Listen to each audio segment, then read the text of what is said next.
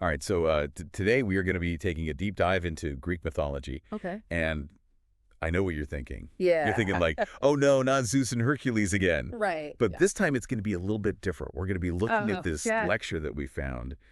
And it really kind of turns some of these classic tales Interesting. on their head. Yeah, it seems like they're really questioning, the motivations behind all these all-powerful gods. And like exposing the Yeah. less than logical, sometimes plot points. Yeah, it's definitely a different take on these classic stories. Totally. And it's almost like they're Yeah. saying, hey, you know what? Let's look at these myths with a fresh perspective. Right. And maybe even like Maybe a little bit of a skeptical eye, spectacle eye, yeah, for sure. which I'm all for. Little healthy skepticism. Never hurt anyone, right? Especially when it comes to, stories about gods and monsters. Especially when it comes to gods throwing lightning bolts around. Yeah. Exactly. Exactly. So it starts right at the beginning, yeah. the creation myth, Oh. the Yeah. chaos birthing Gaia and all that. Right. And then Gaia just like whips up her husband Uranus all by herself. That's an interesting choice, isn't it? Talk about taking matters into your own hands, right? It makes you think about, was she lonely? Or was this a power move? I know, right? What was she thinking? What was going on there? Yeah. And then together they have like yeah. 18 kids. That's a lot of kids. That's a lot of kids. A lot of kids. We're talking like titans, Yeah. cyclops, Yeah. creatures with multiple heads and arms. It's like they went a little crazy with the whole... Like a monster. just a line offspring thing, yeah. Right. Like you'd think after a couple they'd be like, okay, maybe we should Tone it down. tone it down a bit. Yeah, but no. Dial it back. Yeah, they just kept going. They kept cranking them out. And it's interesting, they're kind of similar to these other early gods and other cultures too, I was just going to say that. Yeah. I was just going to say that. Like it's... The Titans and the Jotnar in Norse mythology, they're all these big, powerful figures who challenge the establishment. Big and scary seems to be like the go-to Right. for early gods. It's the classic look. But then it doesn't stop there. No. Because then we get five generations of humans. It's 5. It's a lot of generations. It's a lot. Like, what are they doing? Are they just experimenting on us? I know, right? Like, is this just It's like a reality show? some cosmic reality show with with the drama and the eliminations. twists and turns? Yeah, exactly. And, they each have their own. Granite. Yeah, each one is like, Like downfall, basically. yeah, a different set of flaws and failures, and ultimately they just don't make it. Yeah, so, were the gods just really bad? Yeah. Ega wonders. At designing humans, or was this on purpose? I know, right? Was this a plan? This 5 generations thing. What were they going for here? And it makes you think because, we're the Iron Age. Right, we're the last one. So are we just, Are we the final product? the worst one? Or, Or are we just another experiment I don't know. that's going to get wiped out? It was a little scary. Yeah. But let's break it down. Okay. Let's start with the Golden Age. All right, so the Golden Age. These guys were living it up. They had it good. Carefree, immortal lives, hanging out in paradise. Living the dream. Until the fates decided that they were They just weren't cutting it. pointless. Pointless. What were they supposed to be doing? I know, right? Filing cosmic paperwork or something. What does that even mean? I don't know. What did they want them to do? Yeah. So then we get to the Silver Age. Okay. They were powerful, Yeah. but they were also spoiled and childish. A little bratty. And Zeus had enough. got fed up Yeah, he was over it. and just wiped them out. Like teenagers who refuse to clean their rooms. I know, right? Yeah, but on a cosmic scale. It's like a temper tantrum, but Yeah, with exactly. a lightning bolt. Yeah. All right, then we have the Bronze Age. Okay. All brawn, no brain, Yeah. just constantly Fighting all the time. at war. Yeah, like Clash of the Titans, but with humans. Yeah. It's a recipe for disaster. Unsurprisingly, they didn't last very long. They're not a good strategy. No. Yeah. And then things get interesting Okay. because we get to the Heroic Age. All right. Enter the demigods, Half god, half human. right? Like the Both legendary best of both worlds. offspring of gods and mortals. Right.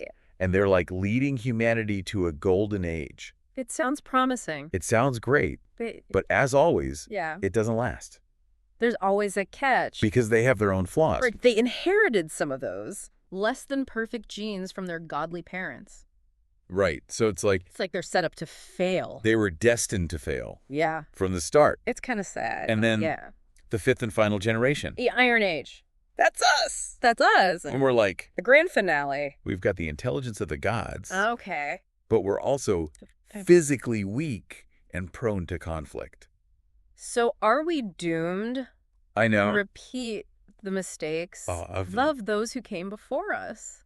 Another experiment. That's the big question. Gone wrong. Yeah. Or can we break the cycle? That's what we need to figure out. I don't know. Yeah. But this lecture is definitely giving us a lot to think about. Yeah, sure. And speaking of things to think about, okay, let's talk about Prometheus. Prometheus, the firebringer. Right. This is a story that gets a whole new level of irony. Oh, okay. I'm intrigued. In this retelling.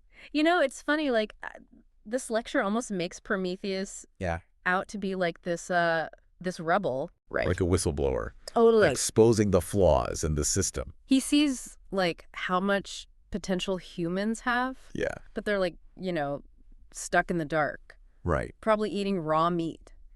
Yeah, not great. Not a great situation. No. So he's like, I'm going to give them fire. Yeah, the ultimate upgrade. The game changer. Game changer.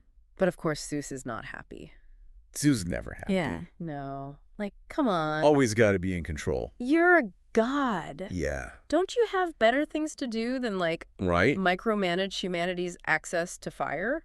You'd think? But no, he's furious. Yeah, he's got a temper. And the punishment? Chained to a rock. Classic. Eagle pecking out his liver every day. It's a bit much, isn't it? It's a little extreme. Like, even for a god. I mean, how long can you even watch that? Right, like... You'd think Zeus would get bored? Thousands of years. I know, right? You'd think he'd find a new hobby. But it does make you wonder, like... Yeah. What was he so afraid of? Right, what was the big deal? Were they gonna, like... Like, were they gonna burn down the universe? I know, right? Or just, like, you know, make s'mores without permission? Exactly. That was it. But the punishment doesn't end there.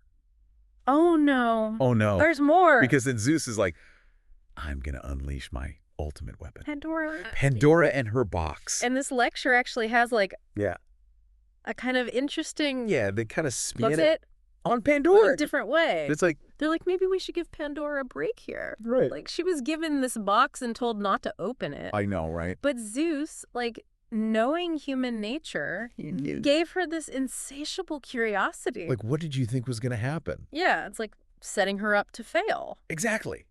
It's like you give a toddler a cookie jar and say, don't touch. Yeah. What do you think's going to happen? So, of course, she opens the box. And out comes... And then, boom. All the evils of the world. All the bad stuff. Disease, famine, war. The whole shit. Everything. Leaving only hope trapped inside. Yeah, a little bit of hope. Kind of sad. It's bittersweet. Right. It's like, thanks for the hope, but also thanks for all the terrible things. Exactly. But then this lecture goes even further. Okay. And connects the myth of Prometheus to AI. To artificial intelligence. I know, right? It's interesting. Like fire and AI both. Yeah, they're both powerful tools. They could be used for good. Right. Or for evil. Or for evil. Right. So Prometheus giving humans fire is like... It's like giving them the potential for progress. Right. But also the potential for destruction. Like he's the OG tech bro. Right. And Pandora's box is like...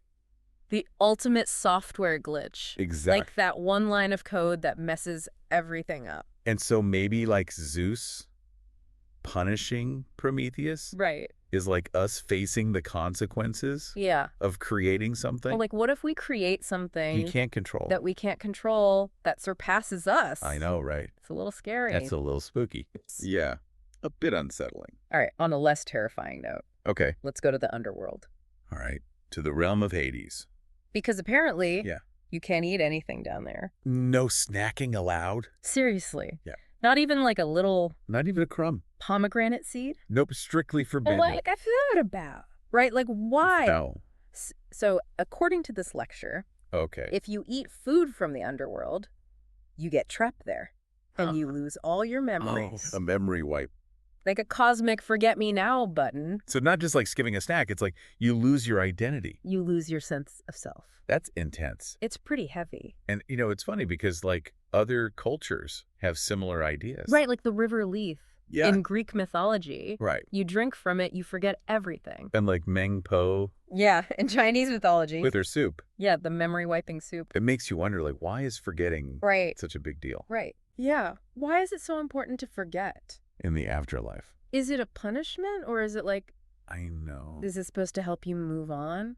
I don't know. It's a big mystery. It's a mystery. All right, so to recap, Okay. we've got giant god monsters. With questionable parenting skills? 5 attempts at creating humans that all failed. All ending in disaster? A cautionary tale about AI. Disguised as a myth? And a no snacking policy in the afterlife. Yeah, we've covered a lot of ground. What else could this lecture possibly have Who knows? in store for us? Okay, so remember those 5 generations? Oh, yeah. The The humans? Golden Age, Silver Age, Bronze Age. Yeah, right? All those experiments. gone wrong. And then us? Right, exactly. So this lecture is saying that those 5 generations, they might actually represent different stages of AI development. AI, artificial intelligence. So the Golden Age is like basic AI. just like basic AI doing its thing. Yeah, just running algorithms. Not really understanding anything. And then the Silver Age is when it gets a little... That's when the AI gets a little too smart. too big for its britches. Starts developing emotions. Right. But doesn't know how to handle them. Like a moody teenager. Exactly. A cosmic teenager. And then the Bronze Age. Oh, the Bronze Age. That's just like AI gone wild. Yeah, full Terminator mode. Just destruction. Brute force. Yeah, no brains, just brawn. Okay, so where did... So that leaves the heroic age. demigods fit in? The demigods. This is where it gets interesting. Okay. This is like humans and AI trying to work together. Collaborating. But they've got different goals, different priorities. And it all falls apart. And it leads to conflict and tragedy. So are we... So that brings us to us. The Iron Age. The Iron Age. Are we the final stage? Like the final... of AI development? Or are we just another stepping stone? Something even more advanced. Yeah, something even more powerful. That might, learn from our mistakes. Or maybe repeat them.